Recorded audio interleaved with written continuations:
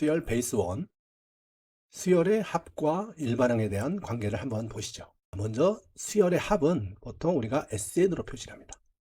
SN, 서메이션 1항부터 N항까지의 합을 의미합니다.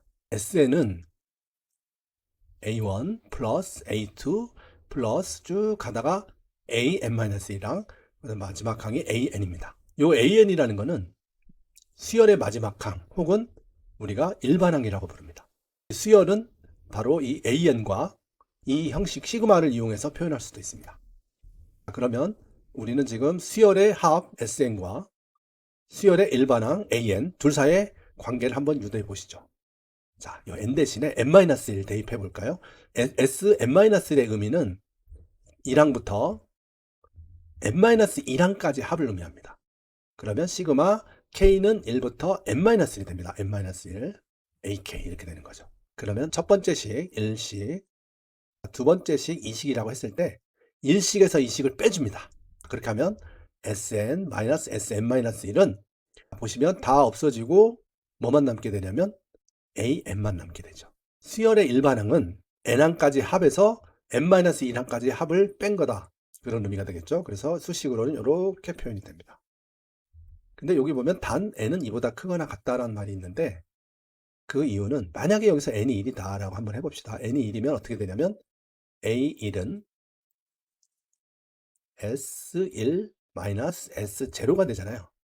근데 수열에서 제로는 정의가 되지 않습니다. 왜냐하면 N은 자연수이기 때문입니다. 1보다 크죠. 그래서 A1은 그냥 S1이 됩니다. 이거는 정의되지 않았기 때문에. 네. 2025년도 수능 수학 12번 기출문제입니다. 먼저 문제를 한번 함께 읽어보시죠. 자, 먼저 A1이 2인 수열 AN과 그 다음에 B1이 2인 등차 수열 BN이라고 했습니다. 자, 이것이 모든 자연수 N에 대하여 이런 관계식을 만족한다. 시그마 K는 1부터 5까지 AK 값을 구하라는 겁니다. 자, 먼저 우리가 구하려는 것을 살펴보면 AK, 즉 AN 수열의 일반항 AN을 알게 되면 이 문제를 쉽게 구할 수 있습니다. 그런데 AN을 알려고 이제 문제에서 주어진 단서를 살펴보니까 이런 시그마 요 관계식이 이렇게 표현되어 있는데 우리가 수열의 일반항과 합의 관계 어떻게 되죠? AN은 SN Sn-1을 한번 상기를 해보시죠. 이 식을 보면 어쨌든 SN은 서메이션이니까 시그마의 개념이 들어죠. 즉 K는 1부터 N항까지 요거는 2분의 1 N의 제곱이다. 요거를 요 텀 요거 AK 오버 BK 플러스 1을 하나로 보시죠. CN으로 보면 어떤 일반항의 합은 2분의 1 N의 제곱이니까 이거를 우리가 SN으로 보면 되는 겁니다. 이렇게 보면 이제 하나로 보이죠. 이 CN이라는 일반항을 합한 게 SN이다. 그러면 바로 이 수식을 이용해서 일반항을 구해낼 수 있는 거죠. 즉 일반항, 여기서 말하는 일반항은 CN을 구해내는 겁니다. CN. 그 개념을 생각하시면 이 문제를 풀 수 있는 실마리를 찾게 되는 거죠.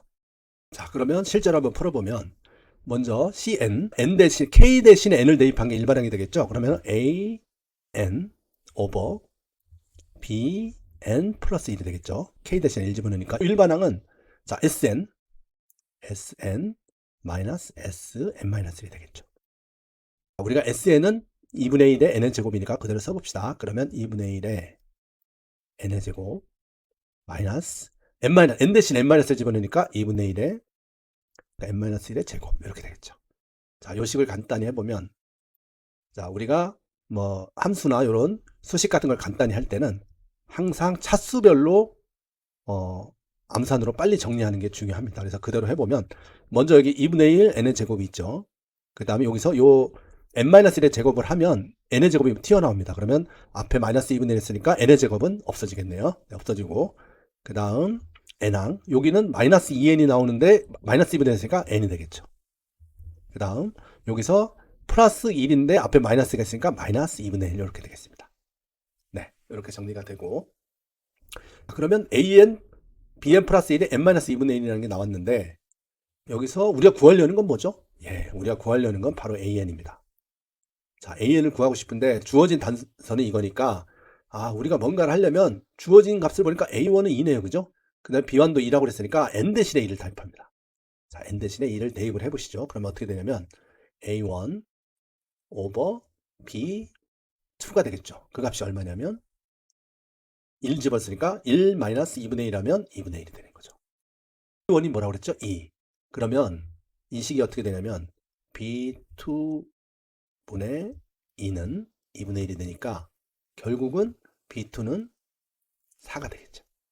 B2가 4라는 거는 이제 우리가 알았고, 그 다음에 문제에서 주어진 B1이 뭐라고 그랬죠? 2. 그리고 등차 수열이라고 했네요. 그럼 BN을 준 거네. BN은 2N이라는 걸 알 수 있는 거죠. 그럼 이제 다 왔습니다. 그럼 우리가 구하려는 게 뭐야? AN이죠. 그러면 BN 플러스 1은 어떻게 됩니까? N 대신 N 플러스 1 집어넣으니까 2의 N 플러스 1이 되겠죠.